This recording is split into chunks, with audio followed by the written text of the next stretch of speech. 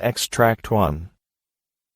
I would say, now sometimes I travel without the kids and it's kind of a loss. I think people maybe underestimate what kind of an entree into another culture their kids bring. You have to, maybe use the bathroom in a new place or sit on a playground and talk to some other moms, or people interact with you as a family in so it's actually special a positive. way. I think it's a positive. I think it's great. Anya? I think it's actually not a hit. I think it's the opposite. I think having kids opens doors that you normally would never have access to. So what's an example? Well, we were, in the kitchen of the Italian restaurant or the gelato shop. Whenever we walked in, they greeted my son and they wanted to hold him. And you don't get that without kids. And other countries tend to value kids a lot more. Now, that is so true, because if you had just an adult couple stepping into a deli, and if you have an adult couple with a couple of kids, who's going to have the more interaction? I mean, you've got that obvious sort of icebreaker. But do you find it varies from country to country? Extract 2. Well, I started when my son was in utero. So, I believe that the earlier on, the better, because honestly, I started traveling with him selfish reasons for myself. I didn't want to give up travel.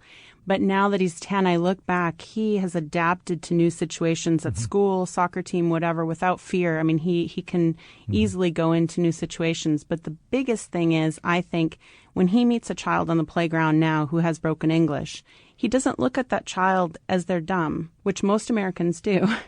And most adults do. And instead, he thinks that kid is smart because he's speaking a second language. He's also interesting because he comes from somewhere else, and he's very brave. So he's probably the kid I want to hang out with. It's a whole different worldview from a 5-year-old's perspective or an 8-year-old's perspective. We've experienced a very similar thing where our kids come home from a summer camp and they're excited about the new participant from another country as opposed to intimidated, and they want to welcome them and bring them over, and so that enriches our life back home, too. So that openness to the world, they take it home and it becomes part of their way of living here in the United States. I absolutely think so.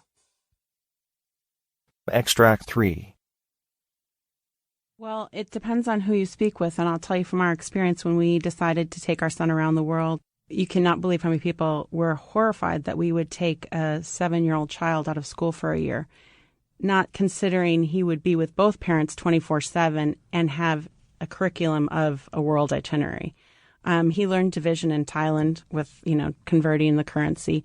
His classroom was learning about the tallest buildings in the world. And because we did an around the world tour, we actually were in Dubai and in Kuala Lumpur with the Twin Towers. So he actually has pictures of himself in front of the 2 tallest buildings in the world, which we sent to his teacher and said, would this qualify for covering this part of the curriculum? Whoa. So, other kids look at the big tower in Kuala Lumpur and your son stands there and maybe goes up the elevator. That is a good example of hands-on education. Extract 4. Just like the mom and dad would be. Well, helping them understand where you're going to go can happen through so many different venues, through a little bit of language learning, some fiction books set on location. Kids always want to go where they're reading about. Nonfiction books at the library. Movies can get kids very excited about where they're going.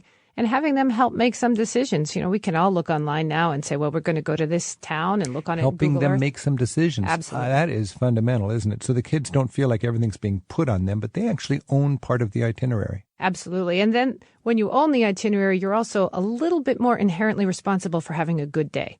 If you decided to come here, then you want it to be fun. Do you think kids even have that feeling? Absolutely. They're proud of this. They're proud of it. So this is my activity today. The whole family's doing what I want to do, and they're going to have fun whether they like it or not. Yes, and I'm going to make it fun. All right.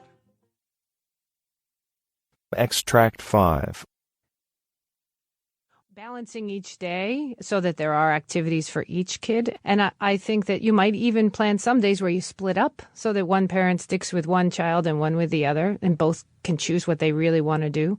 Yeah, I think what Ashley said is great, because I think sometimes we think we always have to be together 24/7 as a group, as a family. And there's something about splitting up for the day and reporting back in. It makes it really exciting. You tell me, and giving each group their time to explore. So the mom and the dad take one of the older kid or the younger kid, and then you have a different dynamic, and you can mix that up. I think that's a great idea.